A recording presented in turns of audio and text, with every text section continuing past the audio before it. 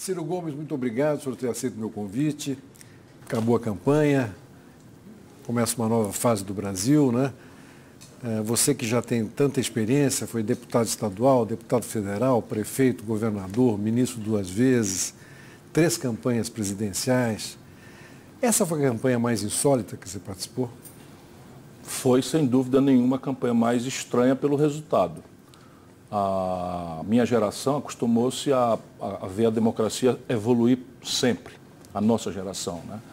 Então, desta feita, aparentemente, o Brasil resolveu dar um gigantesco passo para trás e um passo para trás na direção de um grande ponto de interrogação. Então, você falou da experiência. Normalmente, as nações escolhem para dirigi-las os mais experientes. Nós escolhemos uma pessoa que nunca administrou nenhum pequeno negócio particular. E demora para dominar a máquina pública, né? Demora profundamente. Às vezes é um tempo tão crítico que passa e você veja, o Paulo Guedes, por exemplo, nunca teve nenhuma vivência no serviço público. Nunca, nenhuma vivência. Em 9 dias, eu estava contando agora, declarações absolutamente ociosas, desnecessárias, que não estão... Às vezes você tem momentos que você dá declarações no meio de um contexto em que você está afirmando um conjunto de estratégias ou de valores e tal, mas não, abrimos 3 gravíssimos conflitos potenciais por nada. Um conflito desnecessário com o Mercosul, uma declaração boba, um conflito desnecessário, o Brasil tomou um editorial do jornal informal do governo chinês, que é nada mais nada menos do que, são nada mais nada menos do que o primeiro e o terceiro parceiros comerciais do Brasil, e uma declaração boba de transferência da capital, da Embaixada Brasileira de Tel Aviv para Jerusalém, nos leva para dentro de um contexto onde o Brasil nunca teve problema. Né? A Assembleia das Nações Unidas, que homologou o Estado de Israel, foi presidida por um brasileiro, Oswaldo Aranha, e os árabes... Agora está me parecendo que o Bolsonaro sabe voltar para trás também, né? Assim, eu tenho uma atitude diferente de uma certa oposição que nós nos acostumamos nos últimos anos no Brasil. Eu acho que os rituais da democracia têm um valor muito grande. Portanto, se eu pedir ao povo, né, o privilégio, a honra de servir ao Brasil como seu presidente, e o povo a quem eu pedi que me elegesse, elegeu outro, o que me cabe é aplaudir, é reconhecer, é desejar boa sorte, porque... Aliás, você fez isso. Eu fiz isso. Eu fiz isso muito chocado com o que o candidato do PT fez, né, que fez uma declaração formal, não desejou boa sorte, não cumprimentou. Isso tudo é muito ruim para o ritual democrático. Agora, e o PT nunca mais? Se eu puder, eu não quero mais fazer campanha com o PT. Isso é uma coisa prática, porque se nós olharmos, Roberto, o PT tem feito um mal muito grande ao Brasil. Nem digo que seja voluntário, mas deu-se uma situação em que eles não conseguem conviver com essa situação e estão subordinando o interesse nacional, a história do Brasil, o destino do nosso povo, a um conjunto de fraudes, um conjunto de escolhas absolutamente assustadoras. Não existiria essa crise sem o absoluto equívoco que foi a escolha da Dilma. Uma pessoa que, a despeito de ser honrada, não tem nenhuma vivência do serviço público, não conhecia o ramo político e tal, e que se deixou impedir, não conseguindo somar 1/3 dos deputados, numa Câmara que até à venda estava, conforme a trágica notícia que nós tivemos. E você acha que o impeachment trouxe um trauma? Um trauma gravíssimo, porque você romper um mandato sem uma clareza de cometimento de crime, de responsabilidade, pode sim ser chamado de golpe de Estado. Agora, o grande problema, de novo, as escolhas do PT. Nós fomos todos à rua excitar o povo brasileiro denunciando um golpe, no dia seguinte eles estavam confraternizando com os autores do golpe, lá como cá. Então, assim, as pessoas, por que não apoiou? Porque não é possível mais. Não aprenderam absolutamente nada. Nessa eleição eles estavam com o Renan Calheiros, estavam com o Eunício Oliveira. Você deve ter refletido muito para não tomar, né? Porque podia ficar uma coisa de omissão também. Aliás, muita gente disse isso. Bastante. Assim, é evidente que quem agride muito, falando de omissão, é o petista, que não percebeu, não quis perceber, e informado é que nem o bolsomínio. Fanático, relativiza tudo e tal. Mas todo o itinerário do PT nesse momento é o que produziu o Bolsonaro. É um itinerário de fraude. E eu usei essa palavra muitas vezes para denunciar. Até as pedras do caminho sabiam que o Lula não podia ser candidato, porque a lei da ficha limpa é flagrantemente clara, não admite dúvida, nem interpretação relativizada. Não existe isso, é uma lei que o Lula botou em vigor. Não é? Aí frauda, explorando um benefício, depois o Haddad, que não é advogado do Lula, todo mundo sabe que ele não é advogado do Lula, usa uma franquia da lei, ou seja, frauda a lei, para estar toda segunda-feira consultando. Que tipo de presidente sairia de uma dinâmica como essa? E tudo isso eu falei antes. E eu estava dizendo antes para dizer que não contassem mais comigo para aperfeiçoar uma fraude daquela natureza. Agora, em que momento da campanha você sentiu que o Bolsonaro ia ou podia ganhar? Eu imaginava que nós começaríamos a demonstrar o grande vazio de propostas, de experiência dele, ali quando começassem os debates. E assim foi muito flagrante, ele foi ao primeiro debate. E no primeiro debate tocou a mim, né, fazer um conjunto de perguntas. Eu fiz uma pergunta sobre essa coisa da inadimplência generalizada, que bota 63 milhões de brasileiros no SPC, e ele deu o queixo para bater de uma forma muito clara. Ciro, isso é um milagre, isso aí o PIB brasileiro dá 10 PIB brasileiro, ou seja, nunca parou para estudar, isso não é a vocação dele. E, portanto, ele iria, um debate, depois o outro, ele não iria, penso, resistir, embora a maior força política hoje no Brasil seja o antipetismo que ele conseguiu interpretar com certa contundência e simplicidade. Né? Mas aí veio a facada. Com a facada eu pensei, não, a pessoa conhece o povo brasileiro, ele agora está protegido. Né? E aconteceu. Como é que você está vendo os movimentos dele, esses primeiros movimentos, escolha de ministros? Eu tenho que dar coerência àquilo que eu falo. Eu desejo boa sorte, eu reconheço a eleição dele, não cabe a mim negar a legitimidade dele, isso é um processo, volto a dizer, é o mesmo povo a quem eu pedi o direito de ser presidente. Porque não foi a mim que escolheu, eu não tenho o direito de não cumprimentar o meu adversário, porque eu estou cumprimentando o povo. E o povo brasileiro está tão machucado que eu preciso desejar honestamente boa sorte. E eu quero ser coerente com isso nas minhas declarações, portanto eu tenho sido muito econômica, não vou ficar com miudices acompanhando, enfim. Mas somando o que eu já conhecia com os primeiros movimentos, a minha inquietação aumentou muito nos últimos tempos. Menos por aquilo que está aí, você tem o general Helena, um homem de nível, né? O Sérgio Moro pode e deve ser criticado do seu ponto de vista ético, sim, mas nada legalmente o impede de sair da magistratura e ser ministro. Lembrando que ele vai ser ministro da Segurança Pública. Também, né? Além da Justiça. Essa é a grande demanda popular. Né? A Justiça tem a ver com combate à corrupção, etc., mas é preciso formular e botar a mão na segurança pública. A economia me preocupa profundamente. Cada fragmento de informação que sai me preocupa muito. Veja bem, fala-se, não sei com que veracidade, mas saiu da própria boca do Paulo Guedes a ideia de fundir o Banco do Brasil com o Bank of America. Isso eu não ouvi. São coisas assim, entram e saem, parece assim um estilo Bolsonaro de ser, de ouvir uma aberração, vazar e se aconselhar com a repercussão da rua.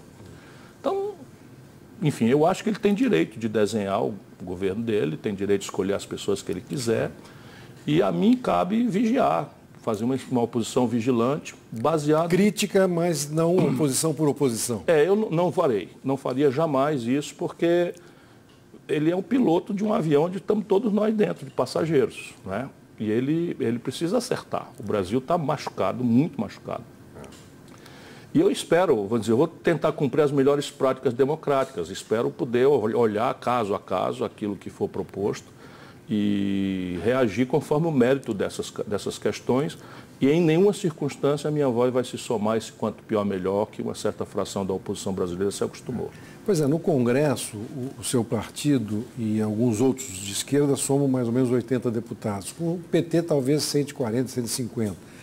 Pelo jeito vocês querem fazer um bloco, na conversa com a Marina eu entendi isso, um bloco de vocês, né? Fora o PT. Como se dará isso? O objetivo não é excluir o PT. Sim. O objetivo é oferecer ao Brasil uma oposição com essa característica. Uma oposição democrática, que aposte, né, no rito da democracia e, portanto, o que nos une são três grandes movimentos. O primeiro, para encerrar essa crônica terrorista que o PT eleitoralmente introduziu no debate, no segundo turno, confundindo a eleição do PT com democracia.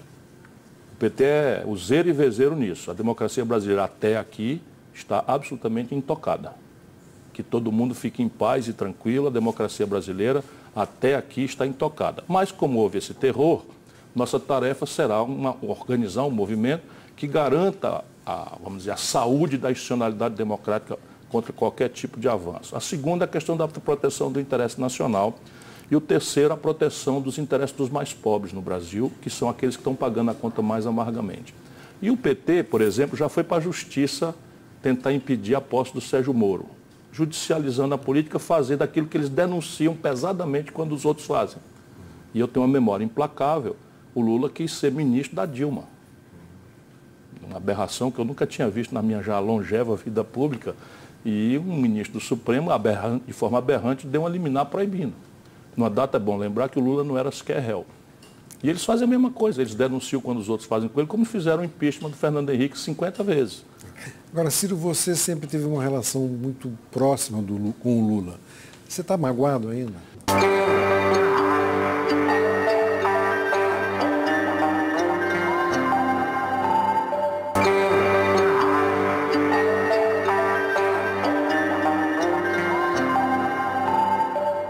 Ciro, você sempre teve uma relação muito próxima com o Lula. Você está magoado ainda? A mágoa não é sentimento que caiba na política, né? Eu estou decidido a enfrentar. Estou decidido a enfrentar porque enquanto eles obrigavam a todo mundo progressista a uma dicotomia, eles ou nós, eu tenho que ter humildade porque eu pertenço a nós e não a eles, né? Então não sempre foi de meu agrado. Só aceitei ser ministro no primeiro governo do Lula. Todas as contradições que eu vi, eu denunciei, me afastei, mas eram nós ou eles. E a gente na política é também aquilo que nega. Agora não tem mais cabimento, nenhum cabimento. O que o Lula tem feito ao Brasil é um preço que o país não aguenta mais pagar. O que você mais aprendeu nesses 30 anos de política em relação ao ser humano? O ser humano a humanidade é vária, dizia meu pai. E eu que recebi essa preciosa lição, aprendi na parte. A política revela os extremos da alma humana, não é? A extrema vileza, que é vamos dizer, mais conhecida do nosso povo, e a extrema nobreza, que nem sempre tem o devido destaque. Cabe a quem consegue passar a vida sendo respeitado, como eu tenho esse privilégio, são quase 39 anos de vida, nunca respondi por nenhum mal feito, onde eu ando no Brasil sou acatado, respeitado, cabe se fazer acompanhar ou procurar acompanhar essa extrema nobreza e repudiar a extrema vileza, mesmo em momentos em que a extrema vileza manda, né? Como aconteceu recentemente no país. O Brasil buscou uma saída conservadora, né? Conservadora no sentido que não é um governo talvez possa ser até progressista no sentido de mudança, mas não no sentido social, como você diz, né? Por que você acha que o povo tomou essa decisão? A força dominante é fragmentária e só se coesionou por ódio. É o antipetismo. Você acha que o antipetismo foi o... Essa é a explicação para esse alho, bugalho, gato, sapato, galinha, cachorro, tudo junto, não é? Que forma essa esmagadora maioria, não é? Uma maioria em que em São Paulo, a terra do Haddad, foi 68-32. Não é? Isso não dá para a gente chamar 68% da população de fascista. Eu me recuso terminantemente, pelo contrário, eu tenho me posto humildemente a tentar entender isso. E aí você tem várias questões, por exemplo, a moral popular. A moral popular é diferente da moral dos setores ilustrados da sociedade, que temos o privilégio do iluminista, né, de conhecer as experiências de mistura de religião com política e tal. Mas a moral popular fica muito chocada com os costumes, você está dizendo. Não sei nem os costumes, porque o nosso povo é muito tolerante. Mas daí você, a explorar essa tolerância generosa que o nosso povo tem, com políticas públicas para afirmar um identitarismo de minorias que são mais próximas do pensamento progressista, é falta de respeito. Aí o Bolsonaro inventa, é uma mentira, uma cédula de R$3, que se tentou implantar um kit gay nas escolas. O nosso povo está nem aí para os homossexuais, nosso povo convive numa boa, em todo canto. Mas, de repente, eu vou transformar isso numa política pública e de forma despudorada. Aí a lei diz que a propriedade é uma coisa protegida pela lei, pela Constituição, etc. E, de repente, os amigos do Lula, do MST, se autorizam a invadir as coisas e a lei não funciona e tal. E vão se acumulando essas contradições, não é? E a economia. A grande repulsa hoje é que a Dilma construiu essa, que é a maior crise da história brasileira. E ela não vai engolir só a Dilma e o Temer, que já foram engolidos, ela engolirá o Bolsonaro. Porque trata-se de um problema muito concreto, muito grave. São números que não serão resolvidos a golpe de frase feita, muito menos de concepções exóticas copiadas de manuais mofados de Chicago, que o meu amigo Paulo Guedes parou de ler desde os anos 80. Esse é o grande problema do Brasil, 150 bilhões de reais de déficit, uma dívida pública que passa de 5 trilhões de reais, vence 26% agora, saiu hoje, saiu o relatório do trimestre de lucro dos bancos. Os 5 maiores bancos no Brasil tiveram 17,6 bilhões de reais de lucro no trimestre. O comércio quebrando, 220 mil lojas fecharam no Brasil, a indústria agonizante, 13 mil indústrias fecharam nos últimos 3 anos no Brasil, a sociedade brasileira desempregada à conta de milhões de pessoas, 13 milhões e 700 mil pessoas, 63 milhões com nome sujo no SPC e os bancos com esse lucro exorbitante. Então você acha que essa lua de mel tem tempo para acabar? Sim, é natural que todo mundo tenha uma certa boa vontade e nós temos que respeitar isso. Volto a dizer, é a figura do avião. Ele é o piloto escolhido para nos dirigir nessa travessia tormentosa em que se encontra o caminho do Brasil. Mas ele terá um certo êxito nesses juízos morais, né? Afrouxar a legislação de controle de arma, para dar uma resposta tosca, completamente equivocada à violência impune que assusta o povo brasileiro. Redução da maioridade penal, talvez, de novo, numa direção de simplificar coisas que são muito mais complexas, ele terá uma longevidade um pouco maior. Mas na economia, ou acerta a mão na entrada, ou 6 meses depois, ele estará sendo cobrado de uma forma muito azeda. E ainda não falamos da questão internacional, né? Se a China, né, resolve transformar aquela ameaça do editorial num gesto prático, que para eles é um arranhãozinho de nada. Eles estão numa confrontação bilateral com os americanos, numa plataforma de comércio de trilhões de dólares. Conosco são dezenas de bilhões. Mas para o Brasil isso é mortal. Dado que nós já temos um fluxo negativo nas nossas contas com o estrangeiro, a parte comercial resolve quando o câmbio fica favorável e tal. Depois o Mercosul, quando a gente devia aprofundar o Mercosul e fazer talvez um OPEP dos alimentos, que Brasil e Argentina, com Uruguai e Paraguai juntos, sinalizando para Nova Zelândia, para a Austrália, nós podíamos fazer um OPEP dos alimentos, e o alimento é muito mais relevante do que petróleo. E isso tudo está sendo jogado na lata do lixo, assim, de forma muito descuidada. É evidente que daqui a pouco ele vai ver essas repercussões, ele de burro não tem nada, ele vai ver, tem que já rapidamente chamar alguém do Itamaraty, qualquer um que ele chamar do Itamaraty, com a formação do Rio Branco, vai nos prevenir dessas loucuras toscas que nós assistimos. Hoje o Laffer já falou, né? O Celso Laffer já falou que devemos aproximar o Brasil de uma coisa com Israel, não sei bem qual é a motivação dessa coisa, mas em nenhuma hipótese o Celso Laffer, né? O Brasil deveria transferir a capital de Tel Aviv para Jerusalém. Por quê? Porque a retaliação é instantânea. A retaliação comercial é um embargo a carnes brasileiras, que é uma das razões pelas quais a gente tem superávit comercial com os árabes, e o outro problema é trazer para a fronteira brasileira o conflito e as suas linguagens de terror, por exemplo. Você tem muita desconfiança dessa política liberal econômica? A grande questão é que o mundo é cruel, né? Claro que o liberalismo exerce um certo fascínio entre as elites, porque nós todos conhecemos as perversões de um Estado podre, corrupto, ineficiente, balofo, e o liberalismo propõe uma coisa muito simplória, né? Vamos reduzir isso a uma dimensão mínima, vamos demitir isso da economia, deixar que a iniciativa privada faz. Se a moeda do mundo fosse uma só, se a taxa de juros internacional fosse igual à brasileira, se o nível de maturidade tecnológica, nação a nação, fosse contemporâneo, se os exércitos fossem os mesmos, as escalas das economias fossem iguais, não vejo dificuldade. Ainda assim, teríamos que facilitar e não fazer o oposto às migrações. Porque a grande questão é que, na medida em que você pede a facilitação das fronteiras para o fluxo financeiro e comercial, nós vemos crescer o protecionismo contra as migrações. Né? A xenofobia, o próprio Bolsonaro é xenófobo, né? Tem lá uma atitude absolutamente desumana com relação aos venezuelanos, que mexeu com a Amazônia. Os amazônidas votaram em massa no Bolsonaro, parte disso porque ele denuncia o ambientalismo, de novo, o ambientalismo descuidado do senso médio.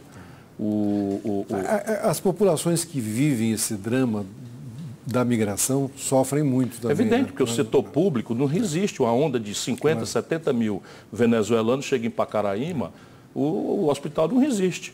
Portanto, a tarefa humanitária é da União Federal. A mesma coisa.